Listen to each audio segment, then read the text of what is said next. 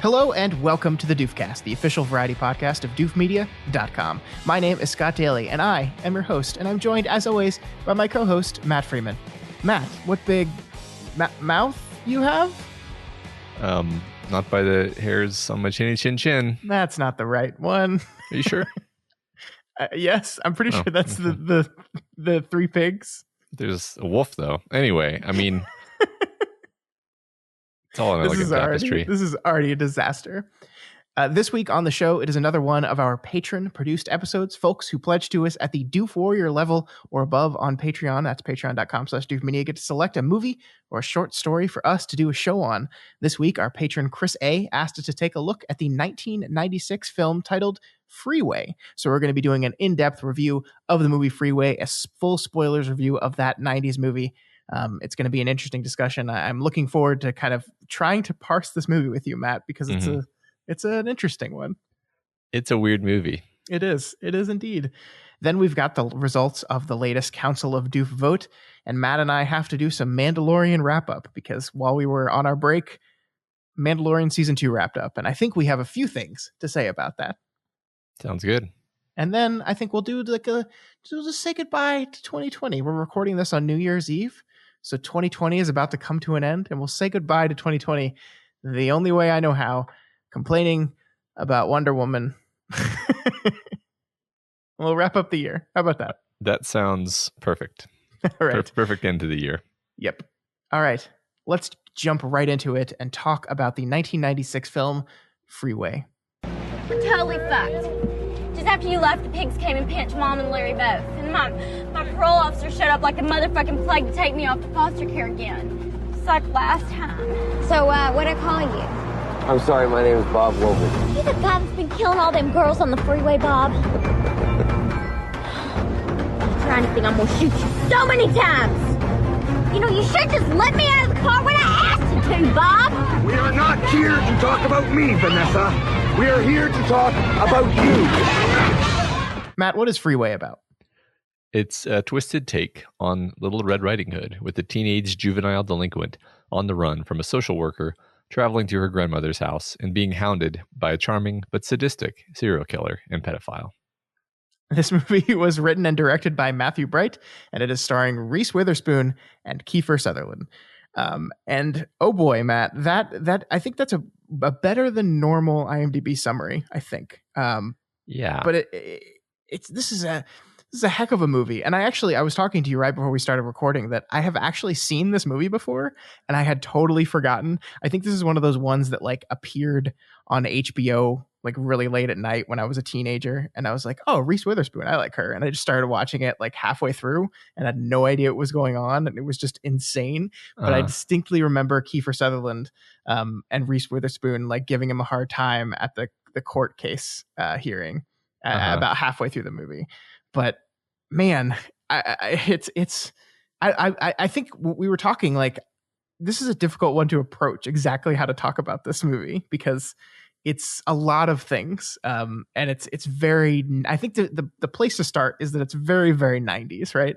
Yeah, I'd say that it's definitely attempting to do a whole bunch of social commentary. Mm-hmm.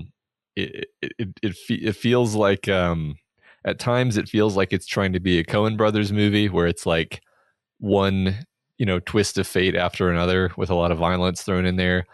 Sure. At times it feels like one of the I guess I can't think of a specific filmmaker who would be responsible for this, but just like one of those movies where we're going to talk about all of the social issues. We're going to have all of the current social issues of current year in our movie.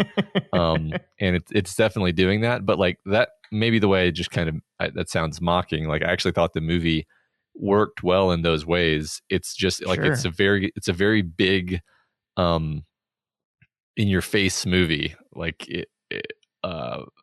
it moves along quickly.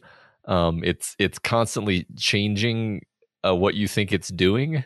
Sure. Like there were several points where I was just like, what the hell is going on? Like so for example, I assume no one in the world has seen this movie except you, I guess. Because I've never even heard of it. But like there's this, and so most of the people listening might not have watched it is why I say that. Sure, But like there's you the first part of the movie spends all of this time making you feel really bad for Reese Witherspoon's character, who obviously we're going to talk about Reese Witherspoon for probably a good 45 minutes of this podcast. Yes. And then she's kidnapped by this guy who you before she knows is like the serial killer, and then she just like executes him, or tries to anyway. He survives is the funny part, is the hilarious Coen Brothers-esque comedy of errors type situation, is that he survives being shot like in the head and neck and back. God, she shot him so many times. Yeah. But like she did, like it's such a great twist. I don't know if twist is the right word, but it's such a great story moment where she's like, now have you accepted Jesus Christ as your savior? And you're like, wait, no, she's not just gonna shoot him. She is. And then from there it takes all these twists and turns with her character, and like I think a big part of what the movie's trying to do is make you really conflicted about how exactly you feel about her, actually. Yeah, I mean, it's so interesting because the way the movie unfolds, you're absolutely right that we meet her. I mean, her opening scene in this movie is her in a high school classroom trying to read a sentence that is, the cat drank milk, right? Mm-hmm. Like she's in high school. I think she's 15 or 16, supposed to be in this movie. And she's in class struggling to read. So like immediately we understand this person is basically illiterate. Then we meet her mother, who is prostituting herself. And then we meet her father-in-law, her stepfather, who is a scumbag. And we see these two characters get arrested, and it's this wild scene. Like this movie has so much energy to it. There's so much like kinetic energy happening all over this movie, where this arrest scene is these two characters that we've just met. One of them is actually played by the woman who played the robber in Pulp Fiction. I can't remember her name, the actress's name, but she played the bunny and whatever, the two robbers in Pulp Fiction. Mm-hmm. She played the woman. Yeah. And so she has that actress already has a lot of energy to her, and the scene is just so energetic, like where the cops are trying to arrest them, and like the husband and wife are like kind of Bonnie and Clyding their way to being taken away, where they're like, oh, I love you so much, and poor Reese Witherspoon is just left there. And so you really do feel for her. And then she meets Kiefer Sutherland's character, and he basically starts out the conversation being a therapist to her, and actually like gets her to talk about her issues in a way. Like we find out that she was abused by her stepfather, and how terrible it was. And so again, it's more sympathy for her.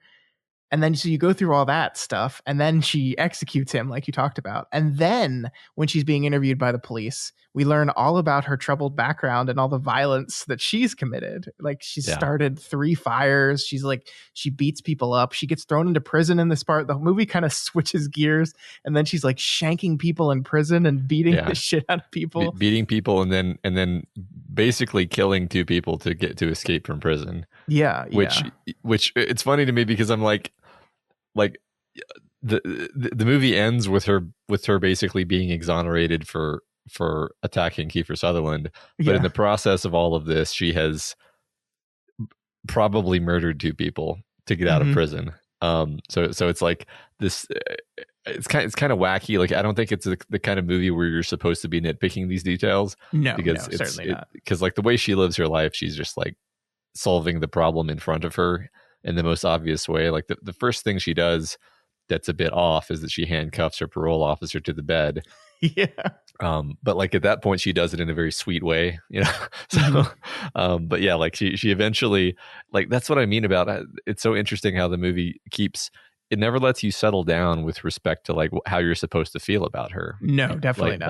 Like you're like, oh, she's so, poor her, and then it's like, oh, she just stone cold killed a man.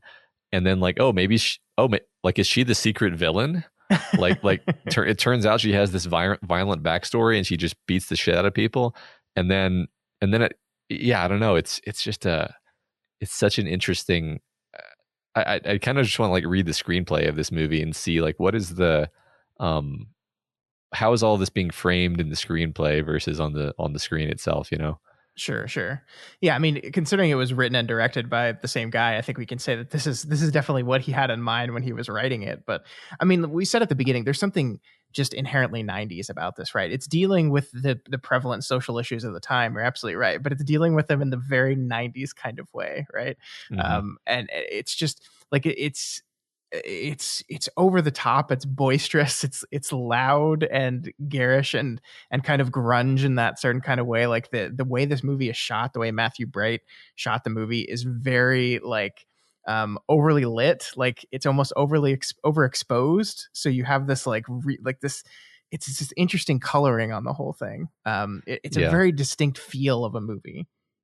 Yeah, it did feel like it was always too bright when they were outdoors. Like a very 90s feel, like you said, but stylized. Yeah, and I mean, just the idea of taking Little Red Riding Hood and updating her for the 90s and making her this kind of designed white trash kid, this juvenile delinquent white trash kid. That's just so 90s, right? That's so grunge to do that. And yeah, I mean, I think we have to talk about Reese Witherspoon, right? Because this is really, I think, one of her first like leading role performances, and I think you can see everything that Reese Witherspoon is as a performer in this movie, because I think she's absolutely incredible. Like, I think this is just like, she's all over the place. She has so much energy. She can shift tone and mood in a second, and you believe it.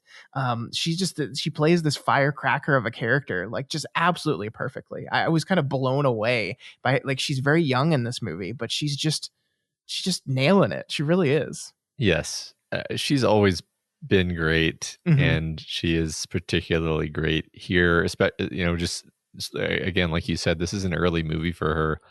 She's relatively quite young. This was made in 1996, and the camera. I mean, most of the movie is just her, right? It's the camera on her, right? If there's a scene with her in it, the camera's on her, and you know, this is it's such an interesting character because there's so many sides to her personality, where sometimes she seems vulnerable, sometimes you pity her, sometimes you're terrified of her. Really just a fascinating kind of can't take your eyes off the screen roller coaster of a movie, actually. Really a treat. I mean, I just watched it today, and I feel like this is the kind of thing where I would benefit from watching it twice, honestly, just because all of the crazy swerves that it takes. I feel like I'd benefit from watching it again and seeing how certain things are set up in advance. Which you're kind of just perpetually like sprinting to catch up with the movie, because it's like it you think it's going to be a certain thing, and then it swerves really quickly into something else. I think you're absolutely right. Like, the only thing I knew about this movie before I realized halfway through, oh wait, I've seen this, is that it was a Little Red Riding Hood update. So like, you have this idea of what a Little Red Riding Hood story is in your mind, right? And you're kind of watching the movie looking for the things that pair up to that. Like, who's the huntsman going to be, like, right? Like who obviously we know who the wolf is in this scenario. And then we know like she leaves heading toward grandmother's house, and then the wolf picks her up on the way, and then she shoots the wolf in the head, and you're forced to be like, okay, well, how the fuck? Like, how the fuck are you going to do? Yeah, like, how are you going to do Little Red Riding Hood? And then she's in prison, and then he's alive, and then like, so, by the time you get to the end of the movie, it kind of doubles back on the Little Red Riding Hood thing in just the most adorable way, where Bob, Kiefer Sutherland's character, is just laying in the bed, not even like, he dressed like grandma, but like only to be Little Red Riding Hood. Like, he's not actually trying to trick her or anything. Right. Like, it's just so weird. It's just because he's a weird guy at this point. Yeah. Well, I mean, he has the robotic voice, so like he can't even like do the voice of grandma anymore. Yeah. He's a great part of the movie. He's fantastic. His just like, you know, speaking of like morphing between different versions of a character, like he starts out where, I mean, I thought at first I was actually like, okay, he's probably the serial killer because he's on the movie poster. Sure. But I'm having an open mind to the idea that this movie's obviously being a bit tricky and possibly trying to subvert expectations here and there. So maybe he won't be like, maybe it won't be straightforward like this. Maybe she's the wolf or something like that. In fact, yeah. I mean, because for a bit, especially when she starts to kind of be super violent, I was like, maybe she's supposed to be the wolf, or maybe he's the huntsman, and somebody else comes along and they're the wolf. Because, and I say that because like I feel like he was being not so creepy toward the beginning. You're like, well, maybe he is actually a nice guy, but then of course he totally lays on the creepy at a certain point, and then he just becomes a horrifying villain before the end. And that's great. That's a great, like, you know, transformation, especially like the makeup and everything. Yeah, I mean the physical transformation that like makes him have this sneer. Yeah. I think one of my favorite parts in the movie is when he has escaped, because he drives home and sees all the cops at his house and like turns the car around and escapes, and then goes to a diner and like tries to pick up a girl in probably the same way he had with all the other girls back, you know, before he was disfigured, and she's just terrified of him and runs away. I think that's like a perfect like encapsulation of, hey, your whole deal's over, Bob, who I'm just seeing in IMDb. His last name is Wolverton, which is perfect. And the character Bokeem Woodbine, who plays, or that's the actor, sorry, who plays Chopper, who is Reese Witherspoon's fiance. Like Chopper is obviously a hint towards the huntsman, right? But then the movie swerves again because it takes him out right away. Like she says goodbye to him and leaves town, and then he's shot in a gang related violence, which is another thing that the movie's commenting on. God, there's so much going on here. I agree with your need to watch it multiple times thing. Yeah, right. There's you thought for a minute that the Mesquita character in prison might be the huntsman, but I think ultimately there's no huntsman. She just saves herself. She, you know, you could even I kind of want to say the two distinct sides of her character are the Little Red Riding Hood and the huntsman. Oh, I like that. Because she definitely shifts. Like you can imagine the direction of like, all right, in this scene, you're the Little Red Riding Hood, you're sweet, you're adorable, everybody pities you and wants to take care of you. In this scene, you are creating a shiv out of a toothbrush. And we want you to project major psycho energy, and you're the huntsman. Because that's definitely in there, I think. The scene where she uses the shiv on that cop and like slices across his chest, and like he's like, you didn't have to kill me, and her response to that is just, I didn't kill you, and just pushes him down and then leaves. And you're just like, dear God, like there's it's insane the highs and lows this movie sprints to. I mean, like the whole thing about the prison sequence is that's almost another movie by itself. Like Brittany Murphy appears in the movie as this lesbian woman at the it's not prison, it's like juvenile, right? It's like for juvenile delinquents. Yeah, it's juvie, basically. And so she's there, and like there's this wonderful scene where like Reese Witherspoon is just like, fine, we can make out if you want. It's so all over the place.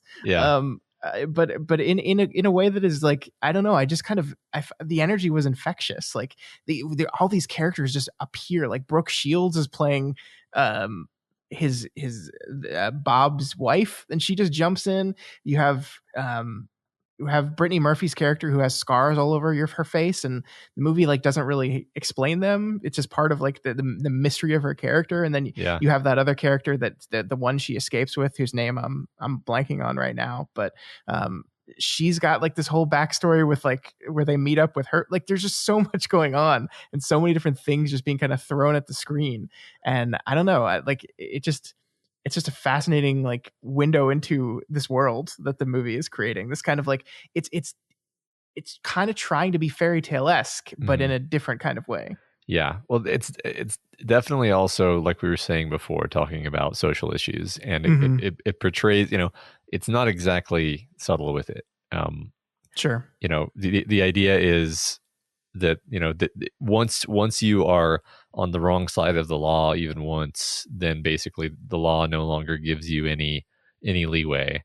And there's sort of this dichotomy where Kiefer Sutherland lives in this mansion, and he's this well-to-do guy with a beautiful wife, and he can get away with anything because he's on the right side of the line, and she has had every possible disadvantage, and correspondingly the predictably the law doesn't give her any chances, and you see that sort of reiterated many times throughout the movie. The detectives don't want to give her a chance.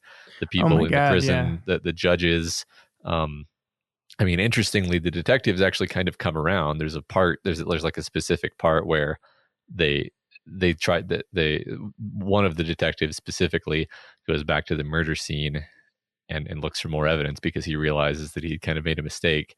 But that's a minor element. That's a minor element because mostly it's this story of, people on, I don't know what word to use exactly. What is the, it's kind of just what she says. Like once you're on the wrong side of the law, then you're done for, basically. Yeah, that's why she decides to execute him in the first place, right? I think she says that is because no one would ever convict him of these crimes. He's been doing this. He's been successfully doing this. They haven't found him. They're not going to find him. She brings them. She basically takes care of him for them, and they don't believe her. Yeah, I found the interrogation scene between the detective and Reese Witherspoon's character fascinating. Now she uses a lot of terrible slurs to attack him in that scene, but he, like, the way he kind of like pounces on her, like he detects like this truth behind who she is, and as she's telling her life story and the arson that she's committed, like he has an excitement to it, like when she first mentions that she burned a house down, he goes, "Oh, arson," and he gets like excited about it because like this is like just more evidence. It's just tying into his entire worldview of this person had to be responsible for this crime because this is who she is. This is just what she is, and there's no escaping that. And yeah, it's fascinating in that it establishes that. I'm glad you pulled that moment out because that ties into this whole other theme, which she verbalizes this also, where she's like, I think what she says is, I'm not going to feel bad about cutting up some of these prison guards on the way out because they're all sickos. Nobody becomes a prison guard unless they're sick and they get off on people suffering, basically. And there's this line that's drawn from the serial killer character, who is also abusing his position as like a counselor of troubled young people. Yeah. To the prison guards who, at least in the framing of the movie, are enjoying their power over these young people, to the detectives who, like you just said, the detectives, I think both of them actually have moments where like she admits to something terrible and they get this little, sort of creepy smile, like they're enjoying it. Like they're like, oh, this is awesome. This is what I'm here for, is the disgusting depravity of humanity. And I get to arrest these people, right? That they kind of, to get off on it, is what she would say. And even the cops at the beginning who arrest her parents, there's a little bit of that there, I think, too. There is. I think to go to back what you were saying about the fact that there is no huntsman in the story, it's because the huntsman, there are multiple huntsmen's or huntswomen's, but they're just not doing their job. I think it's like, it's so fascinating that the cops come in here and bust her and bust her mother and bust her father. And then there was that one cop who kind of shows her kindness and like talks to her about her problems. And then not that I'm saying that like it's this cop's responsibility to take this girl home with her, which certainly it's not. But she says, "I could come stay with you. I have nowhere else to go." And the cop is just like, "Nope." Like they just push all responsibility off. No, you're going to go back in the system. And it's clear that the system has failed her and has continued to fail her. And so you're right. Every single one of these systems, from the counselors to the police officers to the detectives investigating the crime to the very system itself, has failed this girl. And then the things that she does in order to survive are looked at disgustingly. And the person that she's become because of all this failure is looked at like, of course you're like this, like you were born like this. And it's like, no, you have some responsibility for this. Police officer, cop, counselor, like all these people do. Certainly. I like you pointing out, like, you think that woman cop at the beginning is going to be, you know, a stand-up character, and you know, she gets her call to action and she's just like, nah.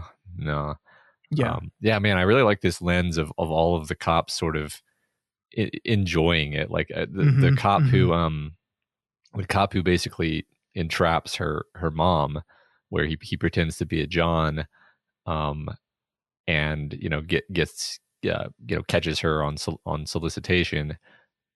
Is it solicitation? No, he would be doing the solicitation. She would be the well, whatever. He entraps her. Yeah.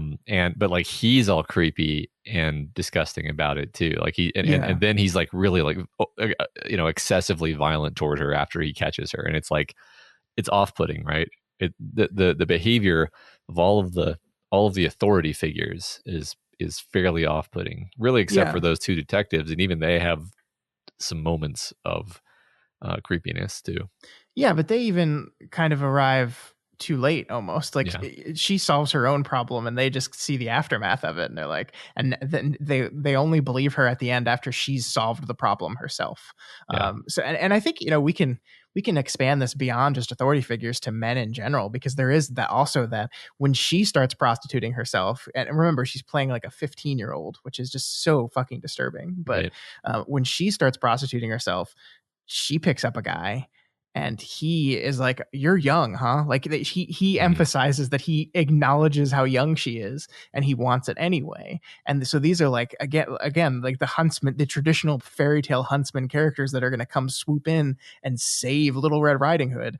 No, none of these men can be relied on. There's not a man in this story that can be relied on. Even Chopper, even her fiance, won't go with her to grandmother's house. Says, no, I have to stay here. Leaves her in her time of need. Yeah, no, that's a really good point, that there are indeed several characters who she asks to help her and they all refuse. Yeah. And they leaving her to solve her own problem. Exactly. Yeah. And Bob is, I think, the ultimate embodiment of this, of course, being the antagonist and being the disgusting serial killer.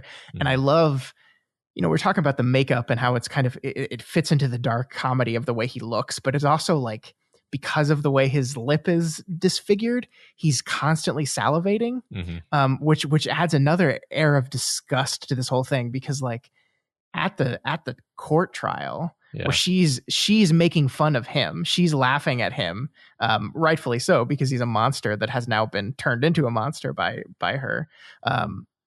He is salivating the whole time. Like he's enjoying it. You can tell he's enjoying the fact that he knows she's fucked, because he knows the system will protect him, the monster, and punish her. And part of, I think, the way the movie visually captures that enjoyment is the fact that he's salivating constantly and constantly has to be putting a napkin up to his face to kind of wipe the spit that's in the drool off of his mouth.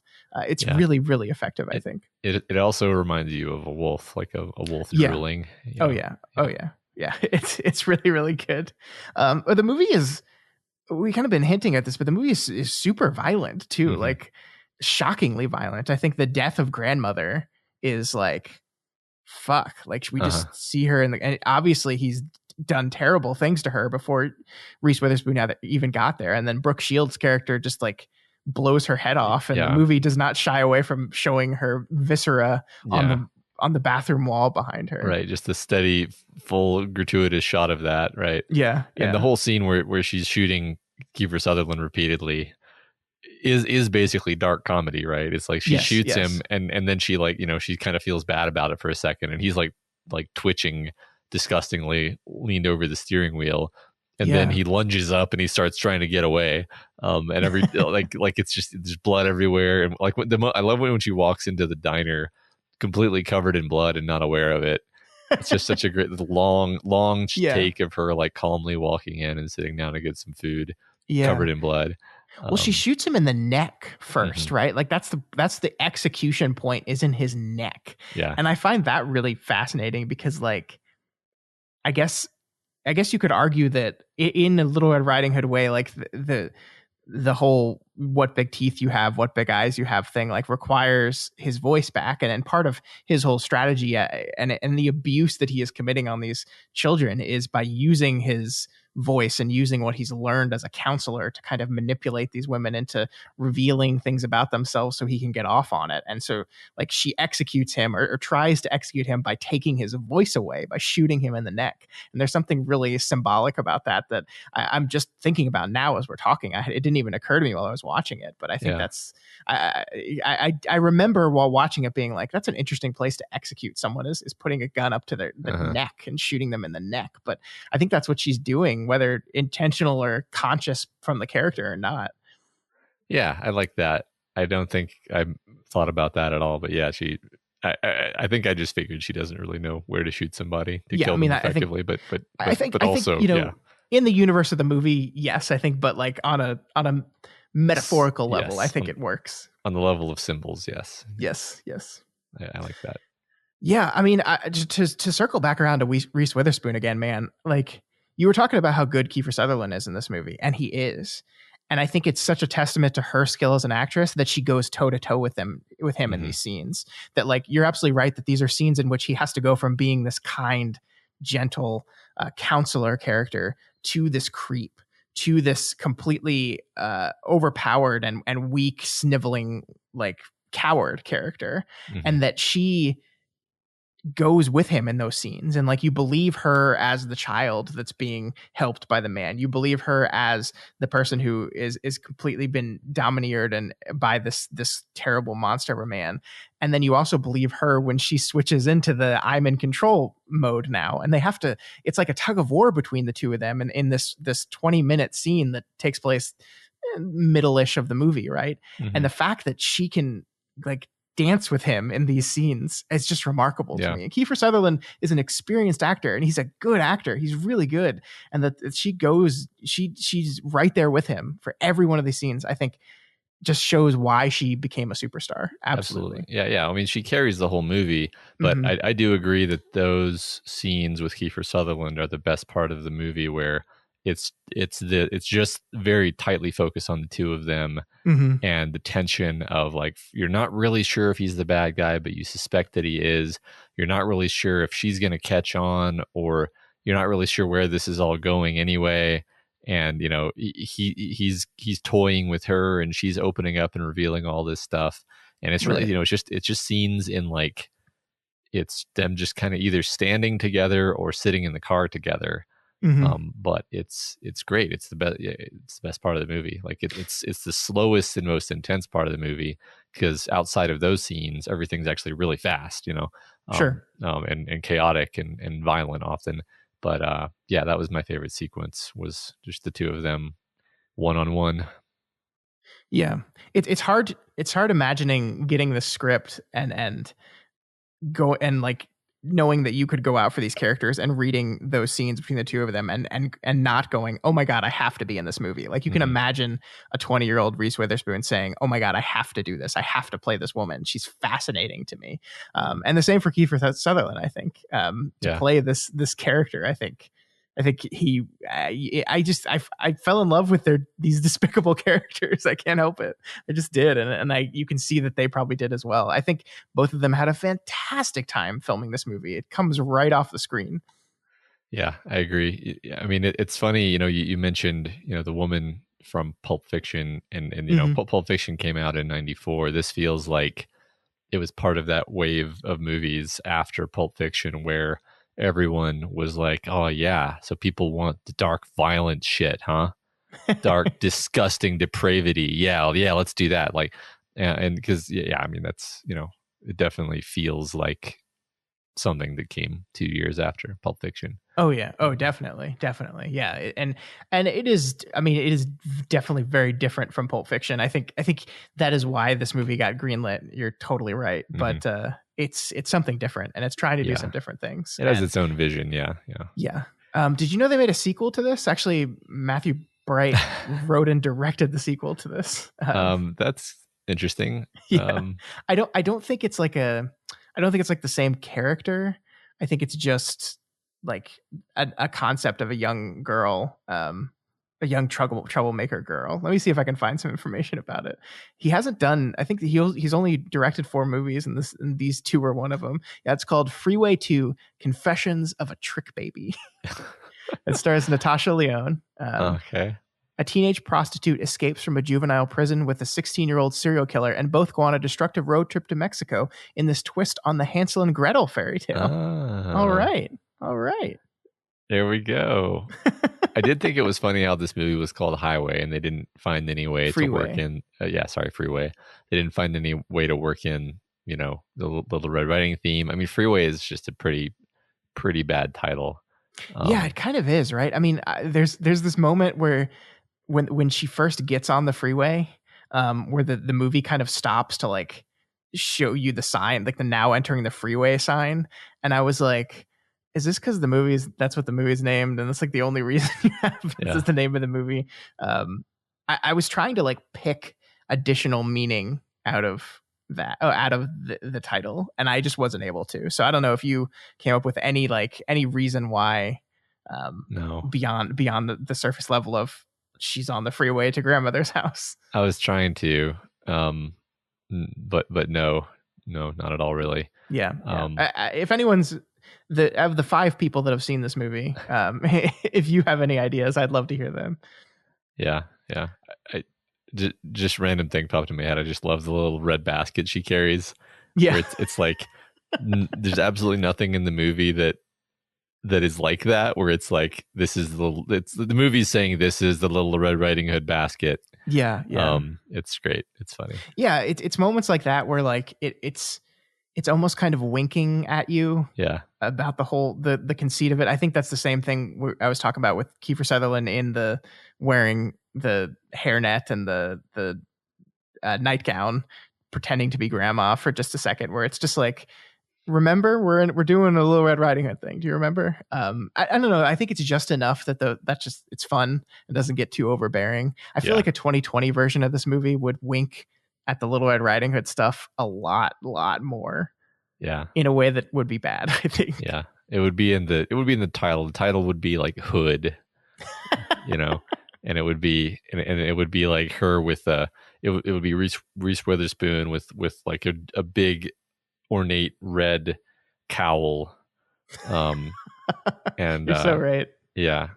And it would be totally different, and it would like, that's one thing about the 90s is you could do the social commentary thing in this like fairly crass and aggressive way, and I don't think you could do it that way now, or I don't think they would do it that way now. No. I mean, I don't think this movie gets made the same way at all. I mean, I just think like, there's a lot of things they would have to change. It's so fucking 90s. Yeah. It really is. I said that like 6 times while I was watching it. Like, this is the most 90s damn movie I've ever seen. Yeah. Right. Every time the movie just like radically changed direction, I was thinking, like, because whenever I watch movies for Doofcast, I'm sort of in the back of my head thinking about like what am I'm trying to pick it apart to understand it and think about what I'm going to say about it. And Sure. and the movie would just like repeatedly change directions, and I would have to abandon whatever like thesis I had about it up until that point. It's just be like, well, no, that's not what we're doing. And it left me after watching it. I was just like, well, I have no idea what I'm going to say about this, but I think we had plenty to say about it. I think that the fact that it changes directions a bunch of time is actually, intentional. It's trying to keep you off balance in a certain way.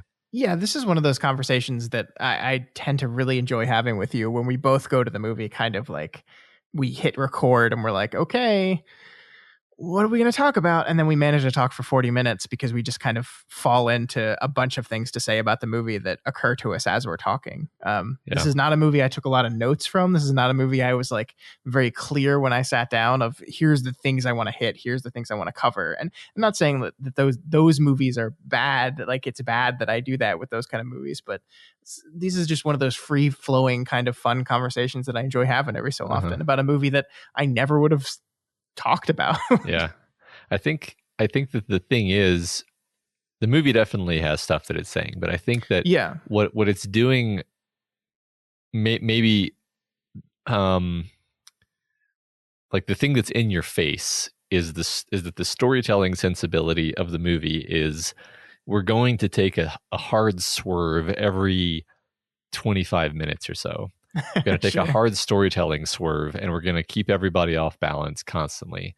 And then embedded and woven throughout that are all of the messages and the cutesy things with the Red Riding Hood and all of that. But like while you're actually watching it, you're just like, what the hell? Like what? and then I think after like the third time the movie changed directions completely, I was like, okay, I'm just going to buckle in and stop trying to guess what's going to happen next, because obviously that's I'm being messed with. And I'm not going to be able to successfully predict what's going to happen. And I didn't. So because and what I mean by that specifically is by the end of the movie, I was like, okay, we've departed the Red Riding Hood story long ago. There's not going to be any more Red Riding Hood parallels. And then like immediately she steals a car and drives to her grandmother's house, and then he's hiding in her bed, and it's like, oh, this is the most Little Red Riding Hood beat in the whole movie so far. So I even got that wrong. It's wonderful though. I don't know. They really don't make movies like this anymore. And it has a fun kind of energy that you'd like to revisit when you go back to the 90s. So I really enjoyed this. I really, really enjoyed this. Yeah. I liked revisiting the 90s as well. It was the best decade.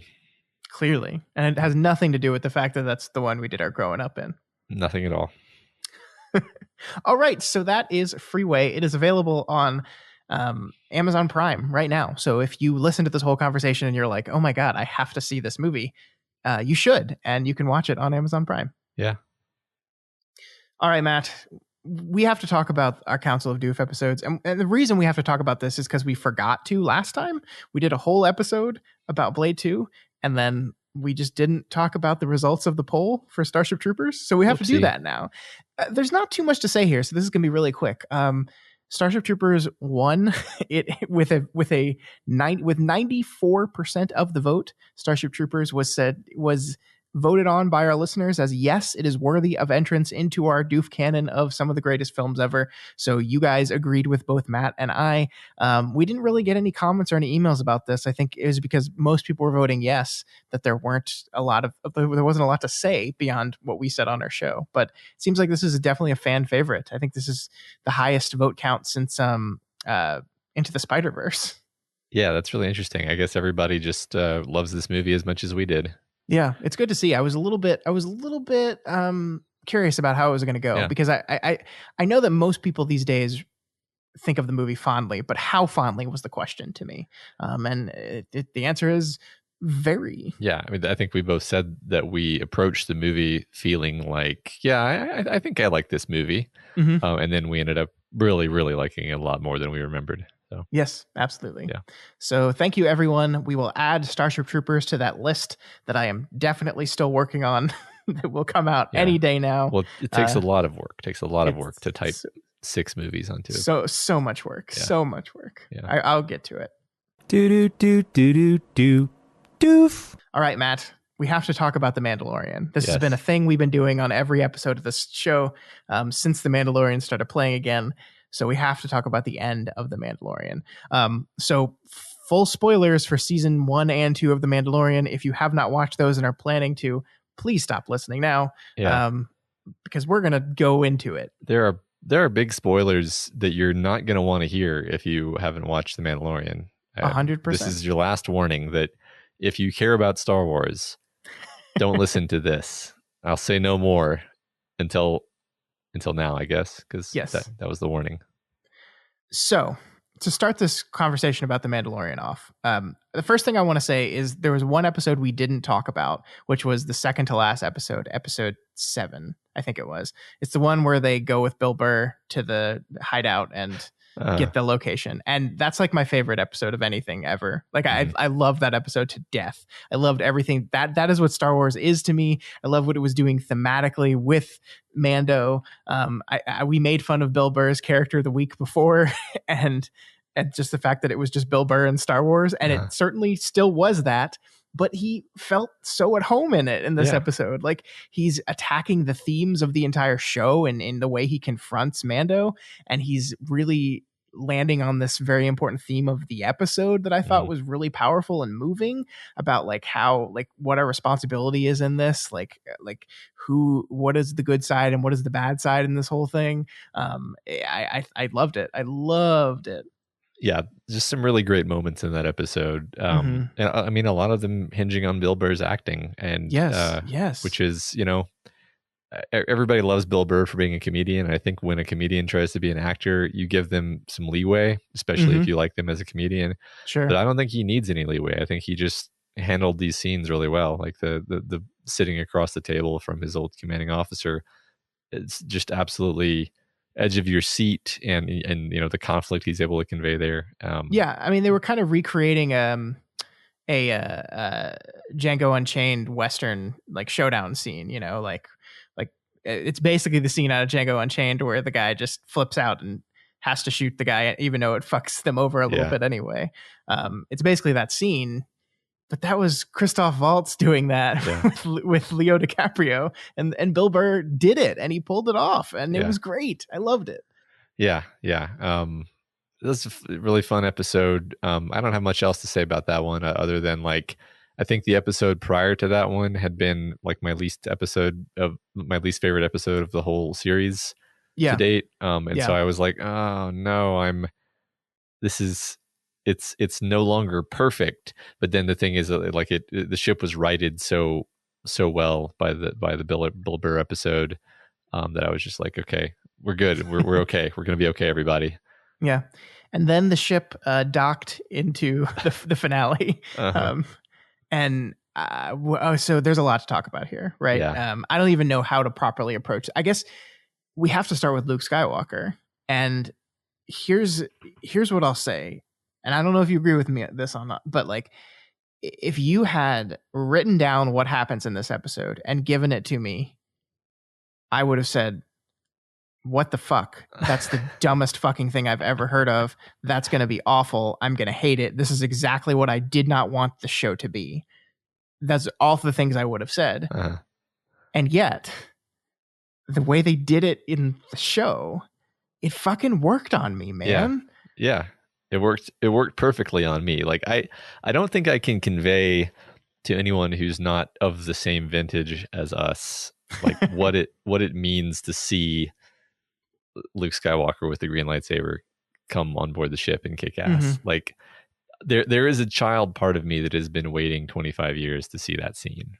Yeah, and it is that child part of you that everyone pitched a fit about in The Last Jedi when they didn't get that version of Luke Skywalker, which they should have known they were never going to get that version of Luke Skywalker because A, he's old as fuck now, and B, that would be boring in that movie. But in this role in this show is so minor and so quick that you can just have that and have that be fun and just enjoy it for what it is and then move on from it. I mean, my favorite part about it is that the scene isn't about Luke Skywalker. Right. It's about Baby Yoda and Mando saying goodbye to each other.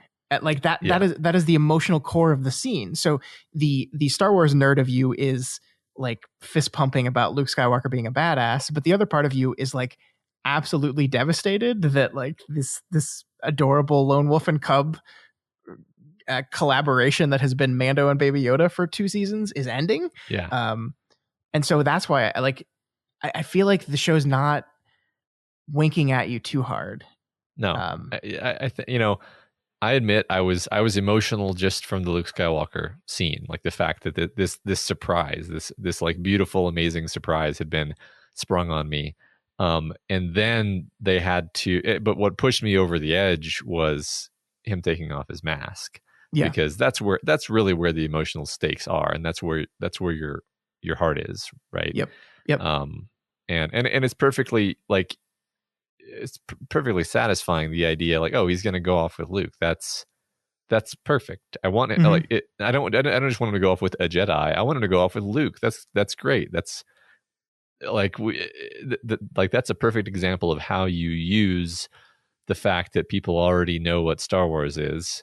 Because if it's just like some Jedi shows up, there's so much legwork you have to do. Whereas it's like, no, it's Luke Skywalker. We're done here. Yeah. He's going to take the baby. Everything's cool. And you can feel happy about that. Yeah, It's bittersweet at least, but sure. We have to talk about the one bad thing about it though, which is the CGI. yeah. I don't understand why Lucasfilm and or Disney has married themselves to whatever algorithm or process or whatever they're doing for the CGI versions of characters, because this is like the third Star Wars thing that has tried to do this and failed miserably. Yeah. It's just bad. It's just awful. It's the worst, yeah. And honestly, like, it didn't ruin it. It didn't ruin anything for me, but like, number one, literally the next day there were people who would put a good deep fake up on YouTube where they just use the basic, you can run it on your desktop GPU to do a proper neural network deep fake, and it looks perfect. It looks exactly like Mark Hamill in Return of the Jedi. And the only problem with it is that his face doesn't move much, but that's because the CGI shitty job they did, his face doesn't move much. Like, it's like fundamentally they just didn't even give them much to work with, and I watched Return of the Jedi this last week out of nostalgia, which I hadn't seen in a while. And I was like, Mark Hamill is a good actor. So the fact that his face looks like plastic jumps out even more when you see what he really looks like. The subtlety that he's able to convey. I'm a little torn here though, because like what I said when I first saw it was just hire a fucking actor to like, just like the thing about movies and TV is we have forever just been okay with having another actor play a character, even though we know it doesn't. Like in movies for years, we've had, this person is playing. Like I was just watching a movie with my wife right now, which is a George Clooney movie on Netflix, and there's a younger version of himself, and he's played by someone else, and we just accept that this is what the younger version of George Clooney looked like. Yeah. And so just fucking hire someone. It doesn't matter. But I was thinking about that, and if they had hired someone else, my reaction would have been, oh no, they're going to make Luke Skywalker part of the show. And because it was this shitty CGI thing that I know would cost just millions and millions of dollars if they had to do it on the regular, I am completely confident in my knowledge that Luke Skywalker is just not going to become a normal part of the show, right? It's just too expensive to do it that way. They would actually just hire someone if they were planning on doing a Luke Skywalker show. Yeah. So the fact that it wasn't that gave me confidence that they're not going to do that, which I still would think would be horrible. I mean, honestly, we're going to live a few more decades, so they'll probably get around to doing that eventually. I'm sure you're right. But not in this show. Not in this show. Yeah. I mean, this show had the exact right idea, as you, I think, said toward the beginning, where it's like, we are going to give you mythic Luke Skywalker. He is the dark cloaked badass who comes in and sweeps in, saves the day, and disappears like a shadow. And that's exactly what we wanted, and we don't need anything more. Bye-bye, Luke. Yeah. Good. It was great to see you. Let's go back to the Mandalorian now. Right. And so this is, I think, what I want to conclude this conversation on with you is what is next for the show? Because I think they've actually done a shocking and exciting thing here. Because I think going into this season, I was kind of convinced that the executives and all the money people behind this show would have seen the Baby Yoda frenzy that for some reason that I still don't fully understand, nobody estimated correctly, right? Like everyone said, no one, they didn't have merchandising ready. No one was expecting this adorable fucking Yoda puppet to be the biggest thing on the internet. And so they didn't plan the story around that at all. And then they kind of, once it exploded, season 2 kind of shifted to be more about Baby Yoda than they were planning. And I was very worried that they were just going to see this and they were just going to milk it. I think we talked about this early on, that they're just going to fucking poochify Baby Yoda.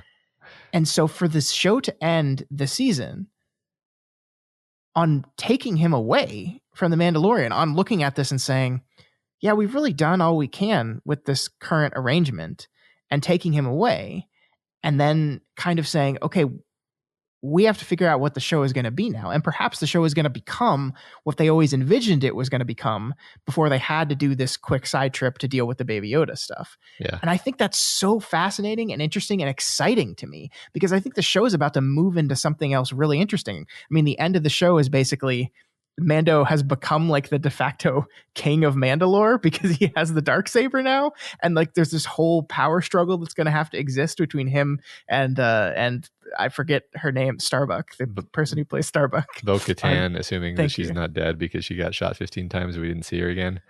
Yeah, well, she's not. I mean, I'm sure there's too much. Dead. There's too much drama in mind for that. Like, it could move into a power struggle for the ruling of Mandalore, and I am interested to see how Mando falls into that.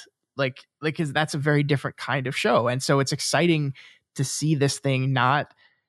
Like, it would be very easy to just make the Baby Yoda and Mando show forever, right? Like, I think it would be very tempting to just do that and just milk that for every last drop it has. Mm-hmm. And look, Baby Yoda is not done in the Star Wars universe. Like, obviously, it's not done. There's no way they're going to just never make another thing that has this adorable Yoda puppet in it.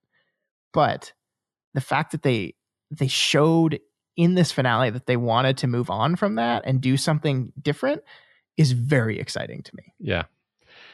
I feel such confidence in these creators that I feel like, you know, there's a whole new realm of possibilities now that are just like, yeah, we've got the basic idea of a space gunslinger, and there's a lot of stories you can tell with the basic idea of a space gunslinger.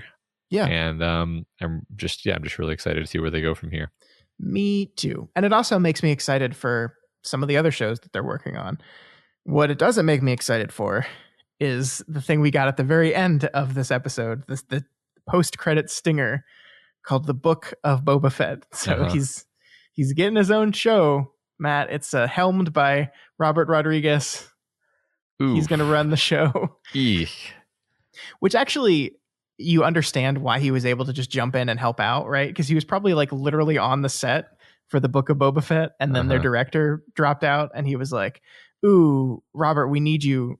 And it happens to be, you're already working on Boba Fett stuff, so just help out with this one. Yeah, this is your chance to do a really good job and show everyone how great the Book of Boba Fett is going to be.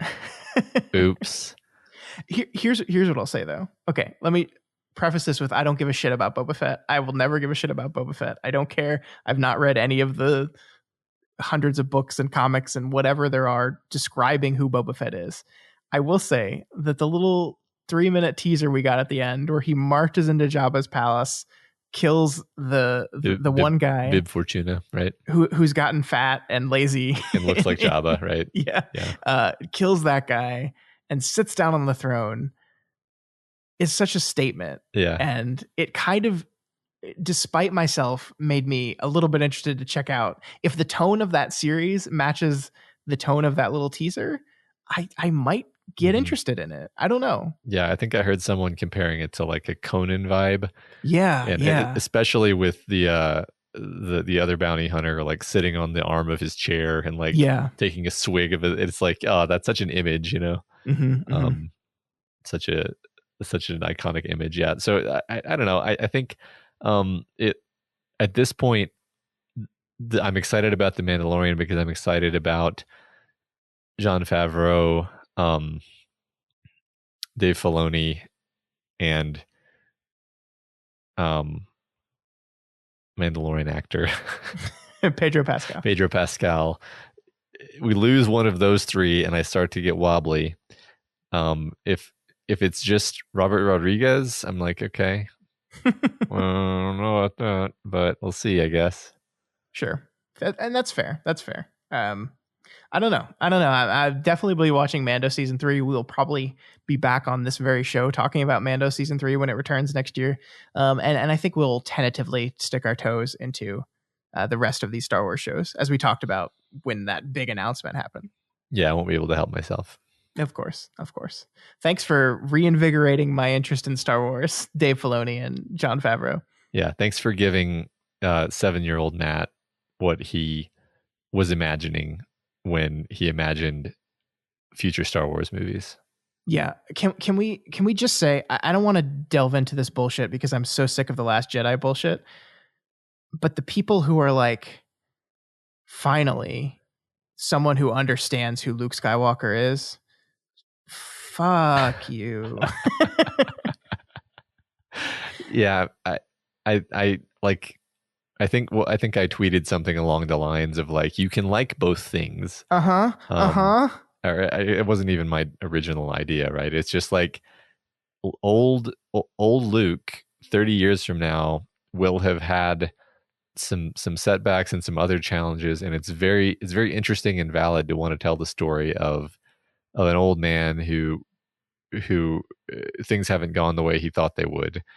But it's also cool for us to see like we all kind of imagined and almost assumed that Luke Skywalker was going to go off and have all these grand adventures, sure, and grow in power and be this great Jedi master who was going to teach many other Jedi and reinvent the Jedi Order. Like that was in our imaginations as children. We didn't need to see it, certainly, but we were imagining it, and so getting to see it is nice. But I'm also glad that it wasn't a whole movie, because then you're just wallowing. It becomes less cool to me when you see it. When it's just a hint, it's 10 minutes at the end, less than 10, 5 minutes at the end of an episode. Perfecto. Yep. Yeah. Agree. I'm tired of this bullshit. I agree. Star Wars fans are the worst, except for us. We're the exception. Yeah. Well, we're not. See, we basically hated Star Wars for the last several years. So touche. Doof. All right, Matt. It is right now, as we are talking, it is New Year's Eve. It is 10 o'clock New Year's Eve. I'm about to, as soon as we get off this call, I'm going to go spend New Year's Eve with my wife. But we are 2 hours out from not being in 2020 anymore. And I just wanted to take some time before we wrap up the year to talk about the year a little bit here, especially the year in media entertainment, because this was, when we had that, and we've gone back to this several times throughout the year, but we had that conversation, I think back in March, the Thursday before the first lockdown began. Never in my wildest dreams thought we'd be here on the 31st of December. Still with things arguably worse than they ever were back in March. Mm-hmm. And I have to say, I think I listened to our end of 2019 episode, and I was like, yeah, I'm really excited about 2020. It's going to be a great year. So I cursed everyone, and I'm sorry about that. Yeah. It's been, I mean, we've talked about the change in the entertainment industry. We've talked about the streaming. I think Christmas Day itself was, I think, a big kind of beginning of this new landscape, and this kind of heads into my Wonder Woman 1984 discussion that I wanted to quickly have with you. I know you haven't seen the movie, but I wanted to talk about a little bit. On Christmas Day, two big blockbuster movies came out on streaming services. Pixar's Soul came out on Disney Plus, and Wonder Woman 84 came out on HBO Max as like the first foray into the whole we're going to launch every single one of our movies on streaming the same day it comes out in the theaters. So Wonder Woman 84 was the first experiment in that. And I got to say, I don't know if it was the best experiment, Matt. See, there's this thing that happens if you have a big, dumb blockbuster, but you have to sit in a room and not look at your phone for 2 hours to watch it and be fully absorbed by the movie. You tend to like it better than if you have your phone and you get to be snarky on Twitter while you're watching it.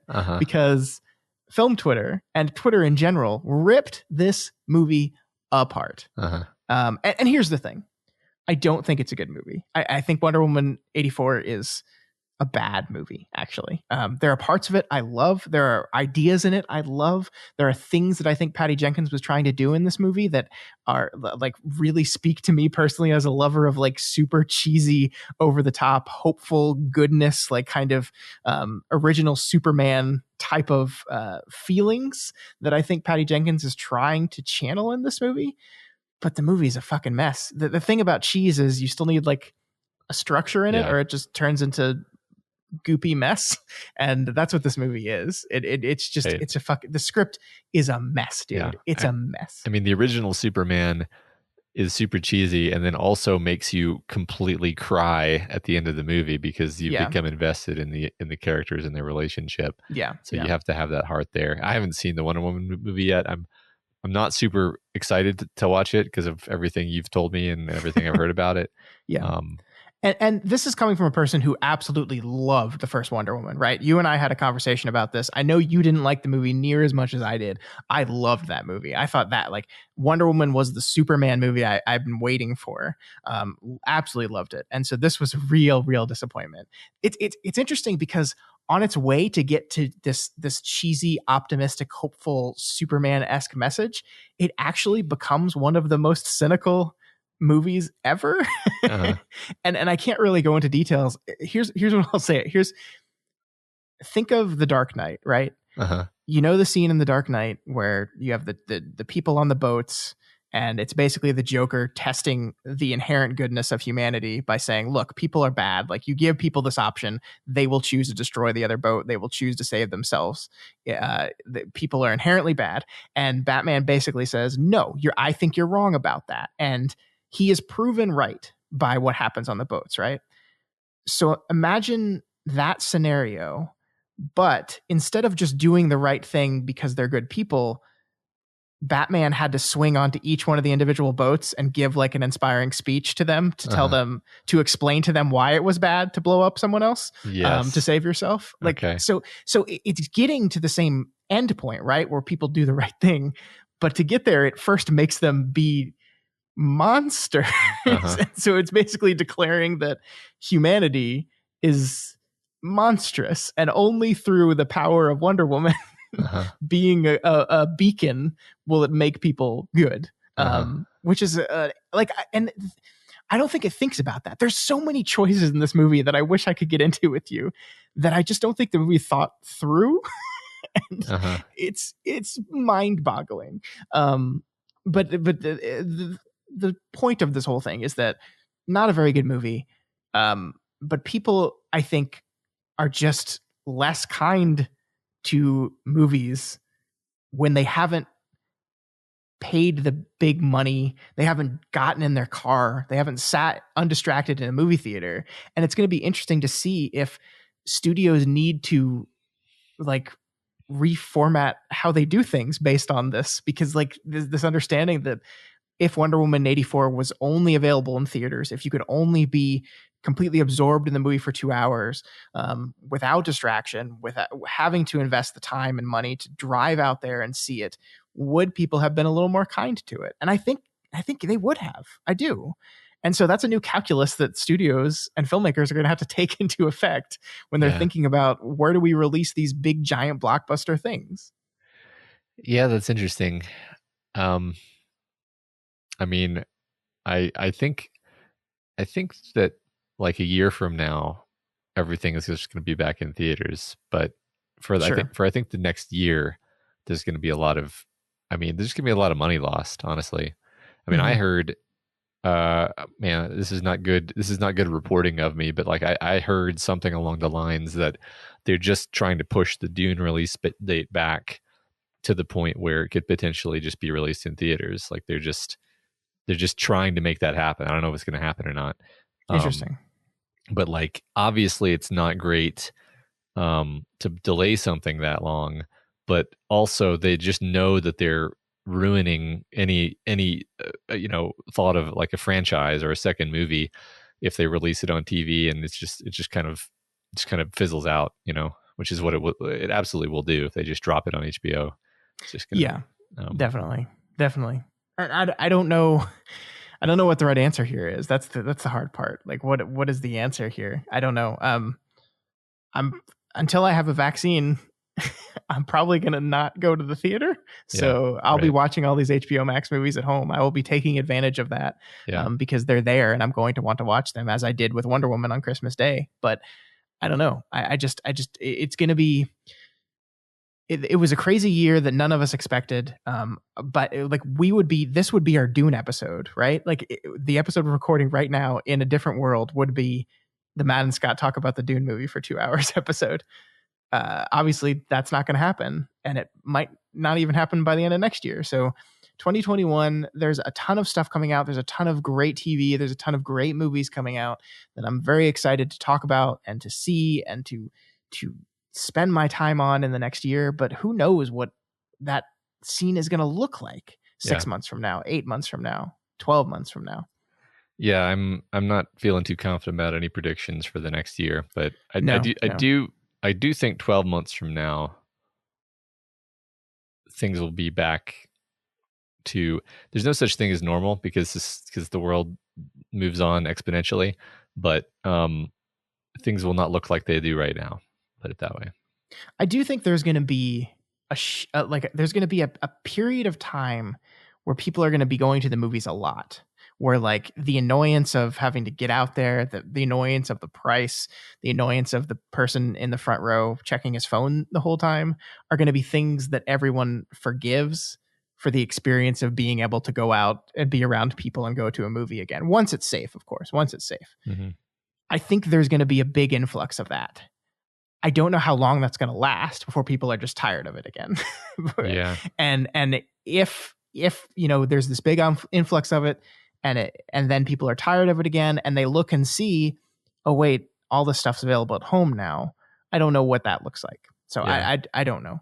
I mean, I can just tell you and this might contradict what you just said, but my personal experience has been, I used to be the kind of person who went to see a lot of movies. Probably not as many as you, but I went to see a lot of movies in the theater. That was a fun thing that we did in college. I kept doing it after college. And then at a certain point I had kids, and then the amount of times that I would go to see movies dropped really precipitously. And the thing is, in the last couple of years, let's just set 2020 aside, I could have resumed going back to movies at a fairly high frequency, but I did not because I had just fallen out of the habit. And I think that habit is actually a pretty important thing here. And so like everybody has spent basically a year getting into the habit of not going out to the movies. And so there's a lot of inertia there. So there's, I think that there's something to be said for your argument that a lot of people are just going to be crazy to get out of the house. They're going to do anything they can do. Movies are definitely one of those things, but the habit of going to see new movies when they come out, that might take some time to kind of restart, especially because people have probably found new hobbies to fill their times with during quarantine. Yeah, no, I think there's something to that for sure. So I don't know. I just don't know. Yeah, I could see it going either way, I guess is what I'm saying. Yeah, no, I agree with you. It's going to be an interesting year. We will kind of report on the new movies that we do get to see as they come out, and we'll maybe revisit this conversation a few times throughout next year. But man, I'm happy to be out of this year, but I'm also like the things I've been seeing on Twitter today are like, yay, 2020 is ending. But what if 2021 is worse? I think it's probably not going to be worse. That's famous last words, but I don't know. Yeah, right. God, after what I said last year, I'm not going to say anything, man. That's smart. Yeah. We should just say goodbye 2020. Yeah. Some good things happened to me in this year, but most of them were terrible. I sure hope next year is a good year. I'll say it that way. Me too. Yeah. Me too. Fate can't. Never mind. I'm just going to stop there. All right, folks, that is all we had for you this week. If you have any opinions on the movie Freeway, on Starship Troopers, on The Mandalorian, or on Wonder Woman 1984, or this mess of a year that was 2020, you can reach out to us via email at doofmedia@gmail.com or over on our Twitter account at doofmedia. Yeah. If you're not already subscribed to the Doofcast, we encourage you to subscribe and ensure you never miss an episode. You can find us on iTunes, Stitcher, YouTube, Google Play, and pretty much anywhere else podcasts can be found. And as always, you can find this and all of our many, many shows over at our website, doofmedia.com. That's where you can find our monthly book club, which actually meets tomorrow or today as you are listening to this, January 1st at 9:30 p.m. We are going to be talking about Brandon Sanderson's Warbreaker. I always want to say Warbringer, but it's Breaker. Warbreaker. Yep. And if you like what we do here and want to support us, consider becoming a patron of Doof Media. You can be like our patron Chris, who donated to us and got to pick a movie for us to do a show on. So you can head on over to patreon.com/doofmedia and see all of our different role levels. There's tons of bonus content and exclusive things you get at each and every level.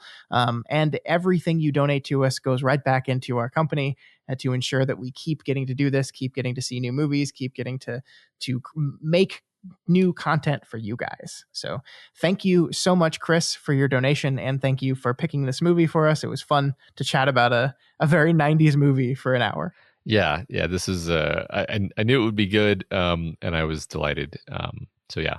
Also, please consider rating and reviewing the Doofcast on Apple Podcasts, because every review really does help us get more exposure, more people notice it, and we grow the Doof family. So thank you. The Doof family must grow. Mm-hmm. I'm doing my part by literally making a new human.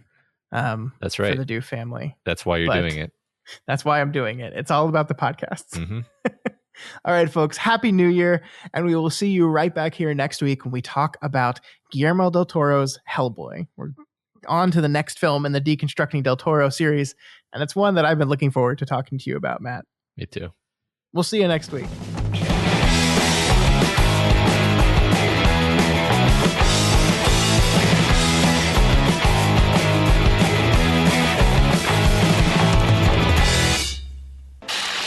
My name is Doof, and you'll do what I say. My name is Doof, and you'll do what I say.